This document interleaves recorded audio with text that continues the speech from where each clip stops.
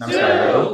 ನಾವು ಇಲ್ಲಿವರೆಗೂ ಏನ್ ಮಾಡಿದ್ವಿ ಅಂತಂದ್ರೆ ಹಕ್ಕುಗಳ ಬಗ್ಗೆ ಸಂಪೂರ್ಣವಾದ ಮಾಹಿತಿನ ತಿಳ್ಕೊಂಡಿವಿ. ಭಾಗ 3ರಲ್ಲಿ, ಸಂವಿಧಾನದ ಭಾಗ 3ರಲ್ಲಿ ಆರ್ಟಿಕಲ್ 12ರಿಂದ 35ರವರೆಗೂ ಹಕ್ಕುಗಳು ನಮಗೆ ಕೊಟ್ಟರು ಅಂತೇಳಿ ನಾವು ಸಂಪೂರ್ಣವಾಗಿ ತಿಳ್ಕೊಂಡಿವಿ. ಯಾವ ಹಕ್ಕುಗಳು ಯಾವ ರೀತಿ ಬಳಕೆ ಆಗ್ತವೆ, ಯಾವ ಹಕ್ಕುಗಳ ಉಪಯೋಗ ನಮಗಿದೆ, ಆಮೇಲೆ ಹಕ್ಕುಗಳ ಜಾರಿಗಾಗಿ ನಾವು ಏನ್ ಮಾಡಬೇಕು, ಯಾವ ರಿಟುಗಳನ್ನ ಬಳಸಬೇಕು, ಆರ್ಟಿಕಲ್ 32 ಯಾವ ರೀತಿ ಪರಿಹಾರವನ್ನ ಕೊಡ್ತೈತಿ, ಆಮೇಲೆ ಆರ್ಟಿಕಲ್ 35 ಪಾರ್ಲಿಮೆಂಟ್ಗೆ ಯಾವ ರೀತಿ ಅಧಿಕಾರವನ್ನ ಕೊಡ್ತೈತಿ ಅನ್ನೋದ್ರ ಬಗ್ಗೆ ಎಲ್ಲದರ ಬಗ್ಗೆ ಮಾಹಿತಿಯನ್ನ ಸಂಪೂರ್ಣವಾಗಿ ತಿಳ್ಕೊಂಡಿವಿ. ಇವತ್ತು ಭಾಗ 4ರ ಬಗ್ಗೆ ಡಿಸ್ಕಷನ್. ಭಾಗ 4 ಏನಿದು? ಸಂವಿಧಾನದ ಭಾಗ 4 ಏನ್ ಹೇಳ್ತೈತಿ ಅಂತಂದ್ರೆ ಡೈರೆಕ್ಟಿವ್ ಪ್ರಿನ್ಸಿಪಲ್ ಆಫ್ ಸ್ಟೇಟ್ ಪಾಲಿಸಿಗಳ ಬಗ್ಗೆ ಹೇಳ್ತೈತಿ. ರಾಜ್ಯ ನೀತಿ ನಿರ್ದೇಶಕ ತತ್ವಗಳ ಬಗ್ಗೆ. ರಾಜ್ಯ ನೀತಿ ನಿರ್ದೇಶಕ ತತ್ವಗಳ ಬಗ್ಗೆ ಏನಿದು ಹಿಂಗಂತಂದ್ರೆ ಸ್ವಲ್ಪ ಬ್ಯಾಕ್ಗ್ರೌಂಡ್ ನೋಡೋಣ. ತತ್ವಗಳು ಏನ್ ಬ್ಯಾಕ್ಗ್ರೌಂಡ್ ಅಂತಂದ್ರೆ, ನಮ್ಮ ಸಂವಿಧಾನವನ್ನ ಬರೆಯುವ ಸಮಯದಲ್ಲಿ ನಾವಿನ್ನೂ ದಾಸ್ಯದಲ್ಲೇ ಇದ್ವಿ. ನಮಗಿನ್ನೂ ಸ್ವತಂತ್ರ ಸಿಕ್ಕಿರ್ಲಿಲ್ಲ. ಸ್ವತಂತ್ರ ಸಿಕ್ಕ ಆದ ನಂತರನೂ ಕೂಡ ನಾವು ಕಂಟಿನ್ಯೂಯೇಷನ್ ಆಗಿ 1949 ನವೆಂಬರ್ 26 ಆವಾಗ ನಮಗೆ ಏನಾಯ್ತು ಅಂತಂದ್ರೆ ಸಂವಿಧಾನದ ಕಂಪ್ಲೀಷನ್ ಆಯ್ತು. ಜಾರಿಗೆ ಬಂದಿರೋದು ಯಾವಾಗ ಅಂತಂದ್ರೆ ಜನವರಿ 26ಕ್ಕೆ ಜಾರಿಗೆ ಬಂತು. ಆದ್ರೆ ಇನ್ ಬಿಟ್ವೀನ್ ಈ ಟೈಮ್ ನಲ್ಲಿನೂ ಕೂಡ ನಾವಿನ್ನೂ ಕಂಟಿನ್ಯೂಯೇಷನ್ ದಲ್ಲಿ ಇದ್ವಿ. ಯಾವ ಕಂಟಿನ್ಯೂಯೇಷನ್ ಅಂತಂದ್ರೆ in the writing of constitution. ಸಂವಿಧಾನವನ್ನ ಬರೆಯುವಲ್ಲಿ ಅಥವಾ ಸಂವಿಧಾನದ ನಿರ್ಮಾಣದ ಕೆಲಸದಲ್ಲಿ ಇನ್ನೂ ಪ್ರಗತಿಯಲ್ಲಿನೇ ಇದ್ವಿ ನಾವು. ಹೌದಾ? ಆವಾಗ ಏನಾಯ್ತು ಅಂತಂದ್ರೆ ಈ ಹಕ್ಕುಗಳನ್ನ ಬರಿಬೇಕಾದ್ರೆ 2 ಭಾಗಗಳನ್ನಾಗಿ ಮಾಡಿದ್ರು. ಹಕ್ಕುಗಳನ್ನ ಬರೆಯುವಾಗ 2 ಭಾಗಗಳನ್ನಾಗಿ ಮಾಡಿದ್ರು. ಒಂದು ಭಾಗಕ್ಕೆ ರಾಜಕೀಯ ಹಕ್ಕುಗಳು ಅಂತ ಕರೆದ್ರು.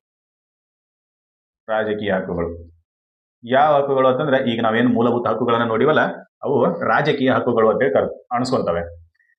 ಅವುಗಳ ಜಾರಿಗಾಗಿ ಯಾವುದೇ ರೀತಿಯ ಸಂಪನ್ಮೂಲಗಳ ಅವಶ್ಯಕತೆ ಇಲ್ಲ. ಯಾಕ ಅಂದ್ರ ರಾಜ್ಯ ಕೈಯಿಂದ ಕೊಡುವಂತದ್ದೇನೂ ಇರೋದಿಲ್ಲ ಅಲ್ಲಿ. ಫಾರ್ ಎಕ್ಸಾಂಪಲ್, ಸಮಾನತೆ ಹಕ್ಕು ಉಲ್ಲಂಘನೆಗಾಗಿ ನೀವೇನಾದ್ರೂ ಕೋರ್ಟಿಗೆ ಕೋರ್ಟ್ ಡೈರೆಕ್ಷನ್ ಮಾಡಬೇಕು, ಎಲ್ಲರನ್ನು ಸಮಾನರಂತೆ ಕಾಣಬೇಕು ರಾಜ್ಯ ಅಂತೇಳಿ. ಎಲ್ಲರನ್ನು ಸಮಾನತೆ ದೃಷ್ಟಿಯಲ್ಲಿ ಕಾಣುವಾಗ ನಿಮಗೆ ಏನಾದ್ರೂ ದುಡ್ಡಿನ ಅವಶ್ಯಕತೆ ಬೀಳ್ತೈತೇನೋ? ಇಲ್ಲ. ಜಾಬ್ ಕೊಡುವಾಗ ತಾರತಮ್ಯ ಮಾಡಬಾರ್ದು ಅಂತ ಹೇಳ್ತೈತಿ. ಹೌದಾ? ಆ ಜಾಬ್ ಕೊಡುವಾಗ ತಾರತಮ್ಯ ಮಾಡದಂತೆ ನೀವು ಕಾರ್ಯನಿರ್ವಹಿಸುವಾಗ ನಿಮಗೆ ಏನಾದ್ರೂ ದುಡ್ಡಿನ ಅವಶ್ಯಕತೆ ಬೀಳ್ತೈತೇನೋ, ಸಂಪನ್ಮೂಲಗಳ ಕೊರತೆ ಉಂಟಾಗ್ತೈತೇನೋ ಅಂತ ಕೇಳಿದ್ರೆ ಇಲ್ಲ. ಆದ್ರೆ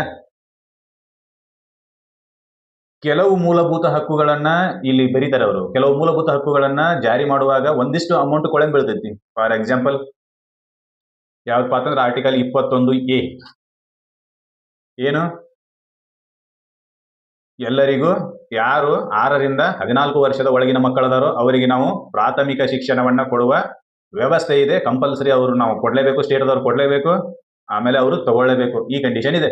ಇದನ್ನ ಜಾರಿ ಮಾಡುವಾಗ ಸ್ವಲ್ಪ ದುಡ್ಡಿನ ಅವಶ್ಯಕತೆ ಬೀಳ್ತೈತಿ, ಸಂಪನ್ಮೂಲಗಳ ಕೊರತೆ ಉಂಟಾಗ್ತೈತಿ. ಇಲ್ಲಂತನ್ನೋದಿಲ್ಲ, ಸಂಪನ್ಮೂಲಗಳ ಅವಶ್ಯಕತೆ ಉಂಟಾಗ್ತೈತಿ. ಆದ್ರೆ ಇದು ಯಾವಾಗ ಸಂವಿಧಾನಕ್ಕೆ ಜಾರಿ ಆಯ್ತು? ಸಂವಿಧಾನ ಬರೆದ 40 ವರ್ಷದ ನಂತರ ಸಂವಿಧಾನಕ್ಕೆ ಜಾರಿ ಆಗಿರೋದು. 50 ವರ್ಷದ ನಂತರ ಸಂವಿಧಾನಕ್ಕೆ ಯಾಡ್ ಆಗಿರೋದು, ಇದು ತಿದ್ದುಪಡಿಯ ಮೂಲಕ ಬಂದಿರೋದು.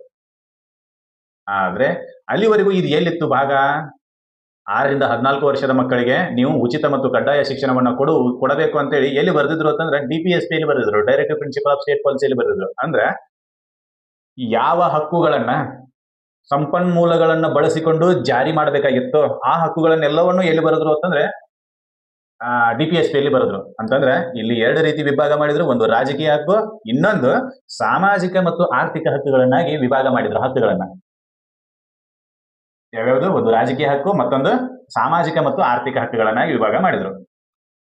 ಈ ವಿಭಾಗ ಮಾಡಿದ ನಂತರ ರಾಜಕೀಯ ಹಕ್ಕುಗಳನ್ನ ಜಾರಿ ಮಾಡಲು ಯಾವುದೇ ರೀತಿಯಾಗಿರ್ತಕ್ಕಂಥ ಸಂಪನ್ಮೂಲಗಳ ಅವಶ್ಯಕತೆ ಇರುವುದಿಲ್ಲ. ಹೀಗಾಗಿ ಅವುಗಳನ್ನ ಏನ್ ಮಾಡಿದ್ರು ಅಂತಂದ್ರೆ, ನ್ಯಾಯಾಲಯದಲ್ಲಿ ನೀವು ಜಾರಿ ಮಾಡ್ಕೊಳಕ ಹಕ್ಕುಗಳನ್ನ ಹೊಂದಿರಿ, ಹಕ್ಕುಗಳ ಉಲ್ಲಂಘನೆಗಾಗಿ ಪರಿಹಾರವನ್ನ ಹೊಂದಿರಿ ಅಂತೇಳಿ ಬರೆದ್ರು ಆರ್ಟಿಕಲ್ 32ರಲ್ಲಿ.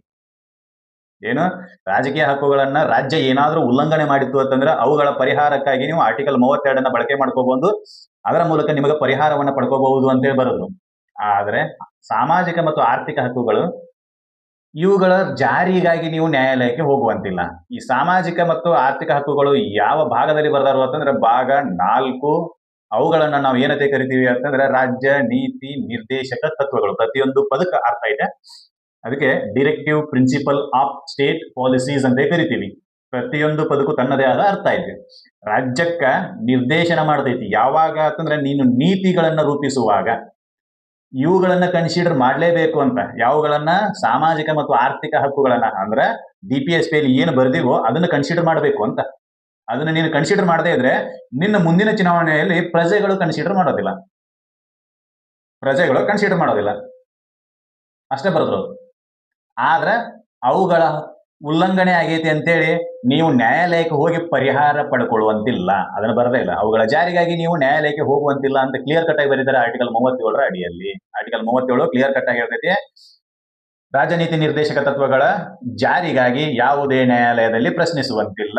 ಅಂದ್ರ ರಾಜ್ಯ ಯಾವಾಗ ಯಾವಾಗ ಸಂಪನ್ಮೂಲಗಳನ್ನು ಹೊಂದಿರುತ್ತೈತೋ, ಯಾವಾಗ ಯಾವಾಗ ಸಂಪನ್ಮೂಲಗಳ ಕ್ರೋಢೀಕರಣ ಆಗಿರ್ತೈತೋ ಅವಾಗ ಇದು ಸಾಮಾಜಿಕ ಮತ್ತು ಆರ್ಥಿಕ ಹಕ್ಕುಗಳನ್ನ ಜಾರಿಗೆ ತಗೊಂಡ್ಬರ್ತೈತಿ. ಅದೇ ರೀತಿ ನಮ್ಮಲ್ಲಿ ಏನ್ ಮಾಡಿದ್ರು ಅಂತಂದ್ರೆ, ಸ್ತ್ರೀ ಶಕ್ತಿ ಯೋಜನೆ ಅಡಿಯಲ್ಲಿ 2,000 ರೂಪಾಯಿನ ಕೊಡಕತ್ರು ಮಹಿಳೆಯರಿಗೆ. ಯಾಕಂತಂದ್ರೆ ನಮ್ಮ ಹತ್ರ ರಿಸೋರ್ಸ್ ಇದೆ. ನಾ ಹೇಳಕತ್ತಿಲ್ಲ ಇದನ್ನ ಯಾಸ್ ಅ ಪೊಲಿಟಿಕಲ್ ಪಾರ್ಟೀಸ್, ರಾಜಕೀಯ ಪಕ್ಷಗಳ ಅಭಿಮತದ ಆಧಾರದ ಮೇಲೆ ನಮ್ಮ ಹತ್ರ ಸಂಪನ್ಮೂಲಗಳಿವೆ. ಹೌದಾ? ಹೀಗಾಗಿ ಕೆಳವರ್ಗದವರನ್ನ ನಾವು ಎಂಪವರ್ ಮಾಡಕತ್ತೀವಿ, ಶಕ್ತೀಕರಣಗೊಳಿಸಕತ್ತೀವಿ, ಅವರನ್ನ ಸಬಲೀಕರಣ ಮಾಡಕತ್ತೀವಿ ಅನ್ನೋ ಆಧಾರದ ಮೇಲೆ ಏನ್ ಮಾಡಿದ್ರು, ಸ್ತ್ರೀ ಶಕ್ತಿ ಯೋಜನೆಗಳನ್ನ ಜಾರಿಗೆ ತಗೊಂಡ್ಬಂದ್ರು. ಪ್ರತಿಯೊಂದು ಮನೆಗೂ ಯಾರು ಮಹಿಳೆ ಮುಖ್ಯಸ್ಥರಾಗಿರ್ತಾಳೋ ಅವರಿಗೆ ಪ್ರತಿ ತಿಂಗಳಿಗೆ 2,000 ರೂಪಾಯಿ, ಬಸ್ನಲ್ಲಿ ಉಚಿತ ಪ್ರಯಾಣ, ಮನೆಗಳಿಗೆ 200 ಯೂನಿಟ್ಗಳ ಉಚಿತ ವಿದ್ಯುತ್ ಸಂಪರ್ಕ, ಆಮೇಲೆ ನಿರುದ್ಯೋಗದ ಭತ್ಯೆ 2 ವರ್ಷದವರೆಗೂ ಡಿಪ್ಲೊಮಾ ಮತ್ತು ಡಿಗ್ರಿ ಮುಗಿಸಿದವರಿಗೆ. ಈ ರೀತಿಯಾಗಿರ್ತಕ್ಕಂಥ ಯೋಜನೆಗಳನ್ನ ಕರ್ನಾಟಕದಲ್ಲಿ ತಗೊಂಡ್ ಬಂದ್ರು. ಪಂಚ ಯೋಜನೆಗಳನ್ನಂತ ಕರಿತೀವಿ. 5 ಯೋಜನೆಗಳು ಇವು. ಈ ಯೋಜನೆಗಳನ್ನ ಈಗ ಯಾಕೆ ಜಾರಿಗೆ ತಗೊಂಡ್ಬಂದ್ರು ಅಂತಂದ್ರೆ, ನಾವು ಆರ್ಥಿಕವಾಗಿ ಸಬಲರಾಗಿವಿ ಅಂತೇಳಿ ಹೇಳಿದ್ರು ಇವ್ರು. ಆರ್ಥಿಕವಾಗಿ ಸಬಲರಾಗಿವಿ, ಈ ರೀತಿ ಆರ್ಥಿಕವಾಗಿ ಸಬಲರಾಗಿರೋದ್ರಿಂದ ಈ ಆರ್ಥಿಕ ಮತ್ತು ಸಾಮಾಜಿಕ ಹಕ್ಕುಗಳನ್ನ ನಾವು ಜಾರಿಗೆ ತಗೊಂಡ್ಬರಕ ಪ್ರಯತ್ನ ಮಾಡ್ತೀವಿ ಅಂತ. ಅಂದ್ರೆ ಪ್ರತಿಯೊಂದು ಘೋಷಣೆಗಳು ಕೂಡ ಸಂವಿಧಾನದ ಮೂಲಭೂತ ಆಶಯಗಳನ್ನು ಎತ್ತಿ ಹಿಡಿತಾವು ಅಂತ. ಅವರು ಸುಮ್ಮನೆ ಜಾರಿಗೆ ತಗೊಂಡ್ಬರೋದಿಲ್ಲ. ಯಾವಾಗ ಯಾವಾಗ ಸಂವಿಧಾನದ ಉಲ್ಲಂಘನೆ ಆಗತ್ತೆ ಅವಾಗ ಅದನ್ನ ಹೈಕೋರ್ಟ್ ಮಾಡ್ತಾರೆ, ಹೈಕೋರ್ಟ್ ಮತ್ತು ಸುಪ್ರೀಂ ಕೋರ್ಟ್ ಅವರು. ಆದ್ರೆ ಇಲ್ಲಿ ಸಂವಿಧಾನದ ಉಲ್ಲಂಘನೆನೇ ಇಲ್ಲ. ಯಾಕಂದ್ರೆ ಸಂವಿಧಾನನೇ ಹೇಳ್ತೈತಿ ಏನಂತೇಳಿ, ಬಡವರಿಗೆ ವ್ಯವಸ್ಥೆ ಮಾಡ್ರಿ, ನ್ಯಾಯಿಕ ವ್ಯವಸ್ಥೆ ಮಾಡ್ರಿ, ಗ್ರಾಮ ಪಂಚಾಯತಿಗಳನ್ನ ತಗೊಂಡ್ಬರ್ರಿ, ಆಮೇಲೆ ನಿರುದ್ಯೋಗ ಭತ್ಯೆಯನ್ನ ಕೊಡ್ರಿ. ಇವೆಲ್ಲನೂ ಅದೇ ಹೇಳ್ತೈತಿ. ಎಲ್ಲಿ DPSP ಯಲ್ಲಿ ಬರೆದ್ ಬಿಟ್ರೆ ಅವುಗಳ ಜಾರಿಗಾಗಿ ಈ ರೀತಿ ಯೋಜನೆಗಳನ್ನ ತಂದಾಗ ನೀವು ಕೋರ್ಟಿಗೆ ಹೋಗೋದಿಲ್ಲ, ಹೋಗಕ್ ಬರೋದಿಲ್ಲ. ಅರ್ಥ ಆಯ್ತಾ? ಕೇಂದ್ರ ಸರ್ಕಾರದ ಯೋಜನೆಗಳಿಗೆ ರೈತರಿಗೆ ಏನ್ ಮಾಡಿದ್ರು ಅಂತಂದ್ರೆ, 6,000 ರೂಪಾಯಿಗಳನ್ನ 4 ತಿಂಗಳ ಕಂತುಗಳಲ್ಲಿ 4 ತಿಂಗಳ ಒಂದು ಕಂತುಗಳಲ್ಲಿ ಮೂರು ಕಂತು, ವರ್ಷಕ್ಕೆ 3 ಕಂತುಗಳಲ್ಲಿ 6,000 ರೂಪಾಯಿಗಳನ್ನ ಕೊಡೋ ವ್ಯವಸ್ಥೆ ಮಾಡಿದ್ರು ರೈತರಿಗೆ. ಈಗ ಯಾಕೆ ಕೊಡಕತ್ರ? ಮೊದಲೇ ಯಾಕೆ ಕೊಡ್ಲಿಲ್ಲ? ಮೊದಲು ಏನಾದ್ರು ಇದ್ವು 1950ರಿಂದ ಇಲ್ಲಿವರೆಗೂ ಇರ್ಲಿಲ್ಲ. ಯಾಕೆ ಇರ್ಲಿಲ್ಲ ಅಂತಂದ್ರೆ ಅವಾಗ ನಮ್ಮಲ್ಲಿ ಸಂಪನ್ಮೂಲಗಳ ಕೊರತೆ ಇತ್ತು. ಯಾವಾಗ ಸಂಪನ್ಮೂಲಗಳು ಬರ್ತಾವೋ ಅವಾಗ ನೀವು ಇವುಗಳನ್ನ ಜಾರಿ ಮಾಡ್ಕೋರಿ, ಅಲ್ಲಿವರೆಗೆ ಇವುಗಳನ್ನ ಟಚ್ ಮಾಡಕ್ ಹೋಗ್ಬೇಡ್ರಿ ಅಂತ ಹೇಳಿ ಬರೆದಿಟ್ಬಿಟ್ರು. ನಾವು ನೋಡ್ತೀವಿ, ಯಾವುದೇ ಭಾಗ 3ರಲ್ಲಿ ಹೇಳಿರ್ತಕ್ಕಂಥ ಮೂಲಭೂತ ಹಕ್ಕುಗಳ ಉಲ್ಲಂಘನೆಯಾದಾಗ ಆರ್ಟಿಕಲ್ 32ರ ಅಡಿಯಲ್ಲಿ ಪರಿಹಾರವನ್ನ ಪಡ್ಕೋಬಹುದು. ಆದ್ರೆ ಭಾಗ 4ರಲ್ಲಿ ಇರ್ತಕ್ಕಂಥ ಮೂಲಭೂತ ಹಕ್ಕುಗಳು, ಅವು ಮೂಲಭೂತ ಹಕ್ಕುಗಳು ಯಾಕೆ ಅನ್ನಕತ್ತೀವಿ ಅಂತಂದ್ರೆ, ಅವು ನಾನ್ ಜಸ್ಟಿಸಿಯಬಲ್. ಯಾಕೆ ಅನ್ನಕತ್ತೀವಿ ಅಂದ್ರೆ ಸರ್ಕಾರಕ್ಕೆ ಅದು ಕಂಪಲ್ಸರಿ ಅದನ್ನ ಕನ್ಸಿಡರ್ ಮಾಡ್ಲೇಬೇಕು. ಮಾಡ್ಲೇ ಇಲ್ಲ ಅಂದ್ರೆ ಏನಾಕತಿ ಅಂತ ಕೇಳಿದ್ರೆ, ಮುಂದಿನ ವರ್ಷ 5 ವರ್ಷದ ನಂತರ ಮತ್ತೆ ಚುನಾವಣೆ ಬರೋದಿಲ್ಲ, ಅವಾಗ ಅವ್ರನ್ನ ಜನ ಕನ್ಸಿಡರ್ ಮಾಡೋದಿಲ್ಲ. ಅದಕ್ಕೆ ಅವ್ರನ್ನ ಬರೀತಾರೆ, ರಾಜ್ಯ ಏನಾದ್ರೂ ನೀತಿಗಳನ್ನ ರೂಪಿಸುತ್ತಿತ್ತು ಅಂತಂದ್ರೆ, ಪಾಲಿಸಿಗಳನ್ನ ಕ್ರಿಯೇಟ್ ಮಾಡ್ತಿತ್ತು ಅಂತಂದ್ರೆ ಅವಾಗ ಇವು ನಿರ್ದೇಶನ ಮಾಡ್ತವೆ, ನೀನು ಈ ರೀತಿ ಪಾಲಿಸಿಗಳನ್ನ ತಗೊಂಬಾ ಅಂತ ನಿರ್ದೇಶನ ಮಾಡ್ತವೆ. ಅದನ್ನ ಅದಕ್ಕೆ ಹೇಳೋದು ರಾಜ್ಯ ನೀತಿ ನಿರ್ದೇಶನ ತತ್ವಗಳು, ಪ್ರಿನ್ಸಿಪಲ್ಸ್ ಇವು. ಈ ತತ್ವಗಳಿಲ್ಲದೆ ಸರ್ಕಾರ ನಡೆಯಕ್ಕೆ ಸಾಧ್ಯ ಇಲ್ಲ. ಸರ್ಕಾರ ಏನ್ ಮಾಡಬೇಕು ಅಂತಂದ್ರೆ, ಬಡವರು ಮತ್ತು ಶ್ರೀಮಂತರು ಇವರ ನಡವಳಿಕೆ ಗ್ಯಾಪ್ ಅನ್ನ ಕಡಿಮೆ ಮಾಡಬೇಕು, ಲೆವೆಲ್ ಆಫ್ ಪ್ಲೇಯಿಂಗ್ ಫೀಲ್ಡ್ ಅನ್ನ ಈಕ್ವಲ್ ಮಾಡಬೇಕು. ಹೌದಾ? ಅದ್ರ ಸಂಬಂಧನ ಏನ್ ಮಾಡ್ತಾರೋ ಅಂತಂದ್ರೆ, ಯಾರು ಹೆಚ್ಚಿಗೆ ದುಡಿತಿರ್ತಾರೋ ಅವ್ರ ಮೇಲೆ ಟ್ಯಾಕ್ಸ್ ಹಾಕ್ತಾರೆ, ಯಾರು ಕಡಿಮೆ ದುಡಿತಿರ್ತಾರೋ ಅಥವಾ ಅಶಕ್ತರಿರ್ತಾರೋ ಅವರಿಗೆ ಪ್ರೊವೈಡ್ ಮಾಡ್ತಾರೆ. ಅನ್ನ ಬಗ್ಗೆ ಯೋಜನೆ ಅದರದೇ ಪರಿಣಾಮ. ಹೌದಾ? ಯಾಕೆ ನಾವು ಸರ್ಕಾರ ಸುಮ್ಮನೆ ಕೊಡ್ತೈತಿ ಅಂತ ಅನ್ಕೋಬೇಡ್ರಿ, ಅದು ಕನ್ಸಿಡರ್ ಮಾಡ್ತೈತಿ ಸಂವಿಧಾನದಲ್ಲಿ ಏನೈತಿ ಅಂತ ಹೇಳಿ ಅನ್ನೋದನ್ನ ಕನ್ಸಿಡರ್ ಮಾಡ್ತೈತಿ. ನಾವು ಪ್ರೀವೀಸ್ ಪರವಾಗಿ ಇಲ್ಲ, ಯಾವ್ದನ್ನ ಫ್ರೀ ಕೊಡ್ತಿರೋ ಅದು ಉಪಯೋಗಕ್ಕೆ ಬರೋದಿಲ್ಲ, ಅದು ಅತಿ ಹೆಚ್ಚು ದುರ್ಬಳಕೆ ಆಗುವ ಚಾನ್ಸಸ್ ಜಾಸ್ತಿ ಇರ್ತೈತಿ. ನಾವು ಅದ್ರ ಬಗ್ಗೆ ಮಾತಾಡೋದಿಲ್ಲ. ಬಟ್ ಯಾಕೆ ಕೊಟ್ಟಾರು ಅಂತಂದ್ರೆ, ಸಂವಿಧಾನದ ಬೇಸ್ ಐತಿ, ಅವರಿಗೆ ಆಧಾರ ಐತಿ. ಸಂವಿಧಾನದಲ್ಲಿ ಇದನ್ನ ರೀತಿ ಹೇಳ್ಯಾರ, ನಾವು ಸಂವಿಧಾನವನ್ನ ಜಾರಿ ಮಾಡಕತ್ತೀವಿ ಅಂತೇಳಿ ಅವರು ಆಧಾರವನ್ನ ಕೊಡ್ತಾರೆ. ಹೌದಾ? ಅದರ ಸಲುವಾಗಿನೇ ಮಾತ್ರ, ಹೊರತಾಗಿ ಇದು ಮತ್ತೇನಿಲ್ಲ. ಈ ರೀತಿಯಾಗಿರ್ತಕ್ಕಂಥ ತತ್ವಗಳನ್ನ 4 ರೀತಿಯಲ್ಲಿ ವಿಂಗಡಣೆ ಮಾಡ್ತಾರೆ. 3 ರೀತಿಯಲ್ಲಿ ವಿಂಗಡಣೆ ಮಾಡ್ತಾರೆ. ಒಂದು ಉದಾರವಾದಿ ತತ್ವಗಳು. ಈ ಡೈರೆಕ್ಟಿವ್ ಪ್ರಿನ್ಸಿಪಲ್ ಆಫ್ ಸ್ಟೇಟ್ ಪಾಲಿಸಿಯಲ್ಲಿ 3 ಭಾಗಗಳನ್ನಾಗಿ, ಸಂವಿಧಾನದಲ್ಲಿ ಏನೋ ಭಾಗಗಳನ್ನಾಗಿ ಮಾಡಿಲ್ಲ. ಈ ಭಾಗಗಳು ಇದರಲ್ಲಿದ್ದಾವೆ, ಈ ಭಾಗಗಳು ಇದರಲ್ಲಿದ್ದಾವೆ, ಈ ಹಕ್ಕುಗಳು ಈ ಆರ್ಟಿಕಲ್ ಈ ಭಾಗಗಳಲ್ಲಿ ಬರ್ತವೆ, ಈ ಆರ್ಟಿಕಲ್ಗಳು ಈ ಭಾಗಗಳಲ್ಲಿ ಬರ್ತವೆ ಅಂತೇಳಿ ಏನು ವಿಂಗಡಣೆ ಮಾಡಿಲ್ಲ. ಆದ್ರೆ ಅಭ್ಯಾಸದ ಸಲುವಾಗಿ ಸಂವಿಧಾನದಲ್ಲಿ ಬರೆದಿರ್ತಕ್ಕಂಥ ಈ DPSP ಗಳನ್ನ ಮೂರು ರೀತಿಯಲ್ಲಿ ವಿಂಗಡಣೆ ಮಾಡ್ಕೊಂಡಿವಿ. ಅದ್ರಾಗ ಒಂದನೇದು ಯಾವುದು ಅಂತಂದ್ರೆ ಸೋಷಿಯಾಲಿಸ್ಟಿಕ್ ಪ್ರಿನ್ಸಿಪಲ್ಸ್, ಸಾಮಾಜಿಕ ತತ್ವಗಳು. ಸಾಮಾಜಿಕ ತತ್ವಗಳು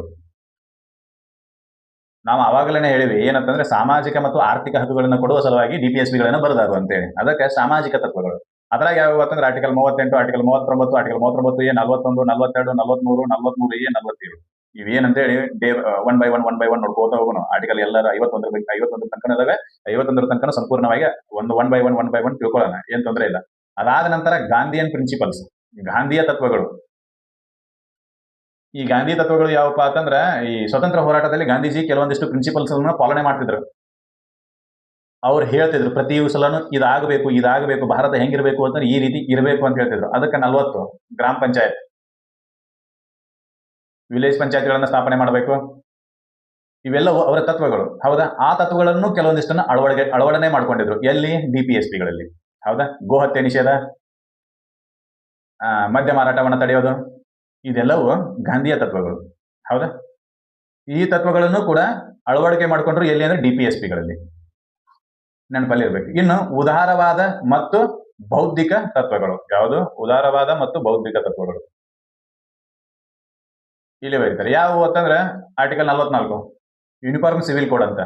ಯೂನಿಫಾರ್ಮ್ ಸಿವಿಲ್ ಕೋಡ್ UCI ಅತಿ ಹೆಚ್ಚು ಸದ್ದು ಮಾಡ್ತಕ್ಕಂಥ ವಿಷಯ ಇದು, ಯೂನಿಫಾರ್ಮ್ ಸಿವಿಲ್ ಕೋಡ್. ಹೌದಾ? ಇದನ್ನು ರಾಜ್ಯ ಯಾವಾಗ ಸಶಸ್ತ್ರ ಆಗ್ತೈತೋ, ಯಾವಾಗ ರಿಸೋರ್ಸ್ ಗಳನ್ನ ಹೊಂದುತ್ತೈತೋ ಅವಾಗ ಇದನ್ನ ಜಾರಿಗೆ ತಗೊಂಡ್ಬರಬೇಕು ಅಂತ. ಹೀಗಾಗಿ ಕೆಲವು ರಾಜ್ಯಗಳಲ್ಲಿ ಈಗಾಗಲೇ ಯೂನಿಫಾರ್ಮ್ ಸಿವಿಲ್ ಕೋಡ್ ಅನ್ನ ಜಾರಿಗೆ ತಗೊಂಡ್ಬಂದರೆ. ಎಲ್ಲಿ? ಉತ್ತರಾಖಂಡದೊಳಗೆ ಮೊನ್ನೆ ತಗೊಂಡ್ಬಂದ್ರು UCI. ನೆನಪಲ್ಲಿ ಇರಬೇಕು. ಹೌದಾ? ಅದೇ ಹೇಳ್ತೀವಿ ನಾವು, ಮೂಲಭೂತ ಹಕ್ಕುಗಳಿಗೆ ಕಾಯ್ದೆ ಮತ್ತು ಕಾನೂನುಗಳನ್ನ ಮಾಡುವ ಅಧಿಕಾರ ಯಾರಿಗೆ ಐತಿ ಅಂದ್ರೆ ಸಂಸತ್ತಿಗೆ ಐತಿ. ಭಾಗ 3ರಲ್ಲಿ ಬರೆದಿರ್ತಕ್ಕಂಥ ಮೂಲಭೂತ ಹಕ್ಕುಗಳನ್ನ ಜಾರಿಗೆ ತಗೊಂಡ್ಬರುವಾಗ ಇಲ್ಲ ಅವುಗಳಿಗೆ ಸಂಬಂಧಿಸಿದಂತೆ ಯಾವುದೇ ಕಾನೂನು ಮಾಡುವ ಅಧಿಕಾರ ಯಾರಿಗೆ ಐತಿ ಅಂದ್ರೆ ಸಂಸತ್ತಿಗಿದೆ. ಆದ್ರೆ ರಾಜ್ಯ ನೀತಿ ನಿರ್ದೇಶಕ ತತ್ವಗಳನ್ನ ಯಾವ ರಾಜ್ಯಗಳು ಸಂಪನ್ಮೂಲಗಳನ್ನು ಹೊಂದಿವೋ ಅವು ಜಾರಿಗೆ ತಗೊಂಡ್ಬರಬಹುದು. ಆದ್ರೆ ಯಾರಿಗೂ ಇಲ್ಲಿ ವಿಧಾನಸಭೆ ಕಾನೂನು ಮಾಡುವಂತಿಲ್ಲ ಅಂತೇಳಿ ಏನು ಇಲ್ಲ. ಸಂಸತ್ ಮಾತ್ರ ಕಾನೂನು ಮಾಡಬಹುದು ಅಂತಂದ್ರೆ ಇಲ್ಲ. ಯಾರು ಬೇಕಾದವ್ರು ನಮ್ಮ ರಾಜ್ಯಕ್ಕೆ ಸಂಬಂಧಿಸಿದಂತೆ ರಾಜ್ಯ ನೀತಿ ನಿರ್ದೇಶಕ ತತ್ವಗಳನ್ನ ಜಾರಿಗೆ ಮಾಡುವಾಗ ನಮಗೆ ಯಾವ ರೀತಿ ಕಾನೂನು ಬೇಕೋ ಅದನ್ನ ನಾವು ಬರ್ಕೋಬಹುದು. ಈಗ ನಾವು ಮಹಿಳಾ ಕುಟುಂಬವನ್ನು ಹೊಂದಿರತಕ್ಕಂಥ ಮಹಿಳೆಯರು ಪ್ರಧಾನವಾಗಿರ್ತಕ್ಕಂಥ ಕುಟುಂಬವನ್ನು ಹೊಂದಿರತಕ್ಕಂಥ ಕುಟುಂಬಗಳಿಗೆ ಏನ್ ಮಾಡ್ತೀವಿ ಅಂದ್ರೆ 2,000 ರೂಪಾಯಿ ಯೋಜನೆಯನ್ನ ಮಹಿಳಾ ಶಕ್ತಿ ಯೋಜನೆ ಅಡಿಯಲ್ಲಿ ಕೊಡ್ತಾರೆ ಮಹಿಳೆಯರಿಗೆ. ಇದೇ ಮಹಾರಾಷ್ಟ್ರದಾಗ ಹೋತು ಅಂತಂದ್ರೆ ಅಲ್ಲಿ ಕೊಡದೇನೂ ಇರಬಹುದು. ಆಂಧ್ರ ಪ್ರದೇಶದಾಗಿತ್ತು ಅಂತಂದ್ರೆ 3,000 ಕೊಡ್ಬೋದು ಅವರು. ಇಲ್ಲ ಇಲ್ಲಿ 2,000 ಕೊಡಾಕ್ತಾರೆ, ನೀವ್ಯಾಕೆ 3,000 ಕೊಡಾಕತ್ತೀರಿ ಅಂತ ಕೇಳಕ್ ಬರೋದಿಲ್ಲ. Because of what? ಇವುಗಳಿಗೆ ಸಂಬಂಧಿಸಿದಂತೆ ಕಾನೂನುಗಳನ್ನ ಮಾಡುವ ಅಧಿಕಾರ ಯಾರಿಗೆ ಐತಿ ಅಂದ್ರೆ ರಾಜ್ಯಗಳಿಗೆ ಐತಿ. ಇವು ರಾಜ್ಯಗಳಿಗೆ. ಸರ್, ಈ ರಾಜ್ಯಗಳಿಗಿದ್ದ ಮೇಲೆ ಕೇಂದ್ರ ಏನಾದ್ರೂ ಕಾನೂನು ಮಾಡೋದಿಲ್ಲ ಅಂತ ಕೇಂದ್ರ ಮಾಡಬಹುದು. ಯಾವಾಗ ಕೇಂದ್ರ ಕಾನೂನು ಮಾಡಬೇಕು ಅವಾಗ ಅದು ದೇಶದ ತುಂಬೆಲ್ಲ ಏಕ ರೀತಿಯಲ್ಲಿ ಇರ್ತೈತೆ, ಒಂದೇ ರೀತಿಯಲ್ಲಿ ಇರ್ತೈತೆ ಅದು. ಯಾವಾಗ ರಾಜ್ಯಗಳು ಕಾನೂನು ಮಾಡ್ತಾವೋ ಅವುಗಳಿಗೆ ಯಾವ ರೀತಿ ಕಾನೂನು ಬೇಕೋ ಅವಾಗ ಆ ರೀತಿ ಕಾನೂನನ್ನ ಮಾಡ್ಕೊಂತವೆ. ಇದಿಷ್ಟು ನೆನಪಿರಬೇಕು. ಇದು ಡೈರೆಕ್ಟ್ ಫಸ್ಟಿಗೆ ಏನಿದು ಪ್ರವೇಶ ಮಾಡಕತ್ತೀವಿ, ಇನ್ನು ಡೈರೆಕ್ಟಿವ್ ಪ್ರಿನ್ಸಿಪಲ್ ಆಫ್ ಸ್ಟೇಟ್ ಪಾಲಿಸಿಯಲ್ಲಿ ಪ್ರವೇಶ ಮಾಡಕತ್ತೀವಿ. ಅದರದ್ದು ಲಕ್ಷಣಗಳು ಏನಂದ ಅವತ್ತು ಕೇಳಿದ್ರೆ ಈ ರೀತಿ ಲಕ್ಷಣಗಳು. ಹಂಗಾದ್ರೆ ಇದನ್ನ ಎಲ್ಲಿಡದ ಪಡ್ಕೊಂಡ್ರಿ ಸರ್? ನಮ್ಮಲ್ಲಿ ಮೊದಲೇನೆ ಇದ್ದು ಅನ್ನತ್ತೆ ಕೇಳಿದ್ರೆ ಇಲ್ಲ. ನಮ್ಮ ಸಂವಿಧಾನದ ನಿರ್ಮಾತೃಗಳು ಐರಿಷ್ ಸಂವಿಧಾನವನ್ನು ಓದಿ ಅದರಿಂದ ಪ್ರಭಾವಿತಗೊಂಡಾಗ ಈ ಹಕ್ಕುಗಳನ್ನ ಸಂವಿಧಾನಕ್ಕೆ ಸೇರ್ಪಡೆ ಮಾಡಿದ್ರು ಭಾಗ 4ರಲ್ಲಿ. ಯಾಕೆ ಇದನ್ನ ಪದೇ ಹಕ್ಕುಗಳು ಅನ್ನಕತ್ತೀನಿ ಅಂತಂದ್ರೆ ಒಂದು ಸಲ ಇವು ಜಾರಿಗೆ ಬಂದು ಅಂತಂದ್ರೆ ಅವುಗಳನ್ನ ಪಡೆದುಕೊಳ್ಳುವುದು ನಿಮ್ಮ ಹಕ್ಕು ಕೂಡ. ಅದರ ಸಂಬಂಧಿತ ಹಕ್ಕುಗಳು ಅಂತ ಹೇಳಕತ್ತೀನಿ ಹೊರತಾಗಿ ಮತ್ತೇನಿಲ್ಲ. ಹೌದಾ? ಯಾವ ಸಂವಿಧಾನದಿಂದ ನಾವು ಇದನ್ನ ಪ್ರಭಾವಿತಗೊಂಡು ಇದನ್ನ ನಾವು ನಮ್ಮ ಸಂವಿಧಾನಕ್ಕೆ ಅಳವಡಿಕೆ ಮಾಡ್ಕೊಂಡಿದ್ರೆ ಐರಿಷ್ ಸಂವಿಧಾನ, ಐರ್ಲೆಂಡ್ ನ ಸಂವಿಧಾನ. ಅಲ್ಲಿ DPSP ಜಾರಿಯಲ್ಲಿತ್ತು. ಅದರಿಂದ ಪ್ರಭಾವಿತಗೊಂಡಿರ್ತಕ್ಕಂಥ ಭಾರತದ ಸಂವಿಧಾನದ ನಿರ್ಮಾತೃಗಳು ಈ ತತ್ವಗಳನ್ನ ಭಾರತದ ಸಂವಿಧಾನದ ಭಾಗ 4ಕ್ಕೆ ಸೇರ್ಪಡೆ ಮಾಡಿದ್ರು. ಅರ್ಥಾಯ್ತಾ? ಜೊತೆಗೆ ಇನ್ನೊಂದು ಇವೆಂಟು ಕೂಡ ಡೈರೆಕ್ಟ್ ಪ್ರಿನ್ಸಿಪಲ್ ಆಫ್ ಸ್ಟೇಟ್ ಪಾಲಿಸಿಯನ್ನು ಸಂವಿಧಾನಕ್ಕೆ ಸೇರ್ಪಡೆ ಮಾಡಕ ಸ್ಫೂರ್ತಿಯನ್ನು ಕೊಡೋದು ಯಾವ್ದು ಅಂತಂದ್ರೆ 1948ರ ಯೂನಿವರ್ಸಲ್ ಹ್ಯೂಮನ್ ರೈಟ್ಸ್ ಡಿಕ್ಲರೇಷನ್ ಅಂತ ಕರೀತಾರೆ. ಇಲ್ಲೊಂದು ಘೋಷಣೆ ಆಕೈತಿ, ಘೋಷಣೆ ಆಕೈತಿ. ಯಾವ ಘೋಷಣೆ ಅಂತಂದ್ರೆ ಹ್ಯೂಮನ್ ರೈಟ್ಸ್ ಘೋಷಣೆ ಆಕೈತಿ, ಮಾನವ ಹಕ್ಕುಗಳ ಘೋಷಣೆ. ಹೌದಾ? ಇದು ಕೂಡ ಭಾರತದ ಸಂವಿಧಾನಕ್ಕೆ DPSPಗಳು direct principle of state policy ಸೇರ್ಪಡೆ ಆಗಕ್ಕೆ ಮೂಲ ಕಾರಣ. ನಮಗ್ ಗೊತ್ತಿರಬೇಕು. ಒಂದು ಇವೆಂಟ್ ನನಗೆ ನೆನಪಿಗೆ ಬರ್ತೈತಿ. ಏನಪ್ಪಾ ಅಂತಂದ್ರೆ 1964ರೊಳಗೆ ನಮಗೂ ಮತ್ತು ಪಾಕಿಸ್ತಾನಕ್ಕೂ ಯುದ್ಧ ಆಕೈತಿ. ಅವಾಗ ಅಮೆರಿಕಾದವರು ನಮಗೆ ಫುಡ್ ಸಪ್ಲೈ ಮಾಡ್ತಿರ್ತಾರೆ. ಅವರು ಗೋಧಿ ಸಪ್ಲೈ, ಒಂದ್ ರೀತಿ ಉಪ್ಪಿಟ್ಟು ಎಲ್ಲಾನು ರೆಡಿಮೇಡ್ ಫುಡ್ ಅನ್ನು ಸಪ್ಲೈ ಮಾಡ್ತಿರ್ತಾರೆ. ಅವಾಗ ಒಂದು ಧಮಕಿ ಹಾಕ್ತಾರೆ ಲಾಲ್ ಬಹದ್ದೂರ್ ಶಾಸ್ತ್ರಿ ಅವರಿಗೆ. ಏನಂತ ಹೇಳಿ ಅಂತಂದ್ರೆ ನೀವೇನಾದ್ರೂ ಪಾಕಿಸ್ತಾನದ ಜೊತೆ ಯುದ್ಧವನ್ನ ನಿಲ್ಲಿಸಿದ್ರೆ ನಾವು ನಿಮಗೆ ಗೋಧಿಯನ್ನ ಕೊಡೋದಿಲ್ಲ, ಫುಡ್ ಅನ್ನ ಕಳಿಸ್ತಿರ್ತೀವಲ್ಲ, ಫುಡ್ ಪ್ಯಾಕೆಟ್ಗಳನ್ನ ಕಳಿಸೋದಿಲ್ಲ ಅಂತೇಳಿ. ಅವಾಗ ಅವ್ರು ಹೇಳ್ತಾರೆ, ನಾವು ಒಂದಿನ ಉಪವಾಸ ಇರ್ತೀನಿ, ಆದ್ರೆ ನನ್ನ ದೇಶವನ್ನ ಬಗ್ಗಕ್ಕೆ ಬಿಡೋದಿಲ್ಲ ಅಂತ ಹೇಳ್ತಾರೆ ಅವರು. ಹೌದಾ? ಅಂದ್ರೆ 1964 ನಮ್ಮಲ್ಲಿ ಏನಿತ್ತು ಅಂತಂದ್ರೆ ರಿಸೋರ್ಸ್ಗಳ ಕೊರತೆ ಇತ್ತು, ಡೆಫಿಸಿಯನ್ಸಿ ಆಫ್ ರಿಸೋರ್ಸ್ ಅಂತೇಳಿ, ಸಂಪನ್ಮೂಲಗಳ ಕೊರತೆ ಇತ್ತು. ಅವಾಗ ಆ ಸ್ಟ್ಯಾಂಡ್ ಅನ್ನ ತಗೋಬೇಕಾಯ್ತು ಯಾರು? ಲಾಲ್ ಬಹದ್ದೂರ್ ಶಾಸ್ತ್ರಿ ಅವರು. ಹೌದಾ? ಇನ್ನು ನಾವು ಸಂವಿಧಾನದ ಬಂದ ಕೂಡಲೇ ಈ ತತ್ವಗಳನ್ನು ಜಾರಿ ಮಾಡಿದ್ವಿ ಅಂತಂದ್ರೆ ಭಾರತ ಅಧೋಗತಿಗೆ ಇಳಿತಿತ್ತು. ತತ್ವಗಳನ್ನ ಜಾರಿ ಮಾಡಿದ್ವಿ ಅಂತಂದ್ರೆ ಭಾರತ ಅಧೋಗತಿಗೆ ಇಳಿತಿತ್ತು. ಅದಕ್ಕೆ ಏನ್ ಮಾಡಿದ್ರು ಅಂತಂದ್ರೆ ಯಾವಾಗ ರಾಜ್ಯಗಳು ಸಶಸ್ತ್ರ ಆಗ್ತಾವೋ, ಸಶಸ್ತ್ರ ಅಲ್ಲ ಸಶಕ್ತ ಆಗ್ತಾವೋ, ಅವಾಗ ನೀವು ಇವುಗಳನ್ನ ಜಾರಿಗೆ ತಗೊಂಬರ್ರಿ ಅಂತೇಳಿ ರಾಜ್ಯಗಳಿಗೇನೆ ಬಿಟ್ಕೊಟ್ಬಿಟ್ರು. ಅವುಗಳ ಮೇಲೆನೆ ಜವಾಬ್ದಾರಿಯನ್ನು ಹೊರಿಸಿದ್ರು. ಹೀಗಾಗಿ ರಾಜ್ಯಗಳು ಏನ್ ಮಾಡ್ತಾವು ಅಂತಂದ್ರ ಈ ತತ್ವಗಳನ್ನ ಜಾರಿಗೆ ತರುವ ಸಲುವಾಗಿ ಈ ರೀತಿ ಬಸ್ ಫ್ರೀನ ಬಿಡ್ತಾರ. ಆಮೇಲೆ ಏನು ಅನ್ಎಂಪ್ಲಾಯ್ಮೆಂಟ್ ಇದನ್ನು ಕೊಡ್ತಾರೆ. ಡಿಗ್ರಿ ಮುಗಿಸಿದವರಿಗೆ 3,000 2 ವರ್ಷದ ಒಳಗೆ, ಡಿಗ್ರಿ ಮುಗಿಸಿದವರಿಗೆ 3,000, ಡಿಪ್ಲೊಮಾ ಮುಗಿಸಿದವರಿಗೆ 1,500, 2 ವರ್ಷಗಳ ಒಳಗೆ ಪ್ರತಿ ತಿಂಗಳು ಕೊಡ್ತಾರೆ. 1,500 ಪ್ರತಿ ತಿಂಗಳು ಕೊಡ್ತಾರೆ. ಅದು ಕೊಡಾಕತ್ತಾರ ಇಲ್ಲ ನಮಗೆ ಗೊತ್ತಿಲ್ಲ, ಬಟ್ ಪ್ರತಿ ತಿಂಗಳು ಕೊಡ್ತೀವಿ ಅಂತ ಹೇಳ್ಯಾರ. ಎಲ್ಲಿವರೆಗೂ? 2 ವರ್ಷದವರೆಗೂ. ಅಲ್ಲಿ 2 ವರ್ಷದ ನಂತರ ಏನ್ ಮಾಡ್ಬೇಕು ಅಂತಂದ್ರೆ ನಿಮ್ಗೆ ನೀವು ನೌಕರಿ ಹಿಡ್ಕೊಂಡು ಹೋಗ್ಬೇಕು. ಅಂದ್ರೆ 2 ವರ್ಷದವರೆಗೂ ಅಷ್ಟೇ ಕೊಡ್ರಿ ಅಂತ ಸಂವಿಧಾನ ಬರೋಣ ಅಂದ್ರೆ ಇಲ್ಲ.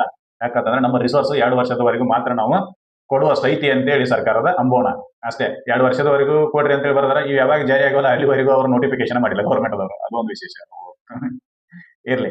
ಸೆಕೆಂಡ್ರಿ, ಇನ್ನು ಮುಂದಿನ ವಿಡಿಯೋದಲ್ಲಿ ಪ್ರತಿಯೊಂದು ಆರ್ಟಿಕಲ್ ಬಗ್ಗೆ ಡೀಪ್ ಆಗಿ ಡಿಸ್ಕಷನ್ ಮಾಡೋಣ. ಈ ವಿಡಿಯೋದಲ್ಲಿ ನಿಮಗೆ ನೀಡಲಾಗಿರ್ತಕ್ಕಂಥ ಮಾಹಿತಿ, ಯಾವ ಮಾಹಿತಿ? DPSPಗಳ ಲಕ್ಷಣಗಳ ಮಾಹಿತಿ ನಿಮಗೆ ಇಷ್ಟ ಆಗಿತ್ತು ಅಂತಂದ್ರೆ ಇದನ್ನ ಎಲ್ಲರಿಗೂ ಶೇರ್ ಮಾಡ್ರಿ, ನಮ್ಮ ಚಾನೆಲ್ ಅನ್ನು ಸಬ್ಸ್ಕ್ರೈಬ್ ಮಾಡ್ರಿ. ಮುಂದಿನ ವಿಡಿಯೋದಲ್ಲಿ ಪ್ರತಿಯೊಂದರ ವಿಶ್ಲೇಷಣೆಯನ್ನ, ಪ್ರತಿಯೊಂದು ಕಲಂಗಳ ವಿಶ್ಲೇಷಣೆಯನ್ನ ಮಾಡ್ಕೊಂತ ಹೋಗೋಣ. ಅಲ್ಲಿವರೆಗೂ ಧನ್ಯವಾದಗಳು.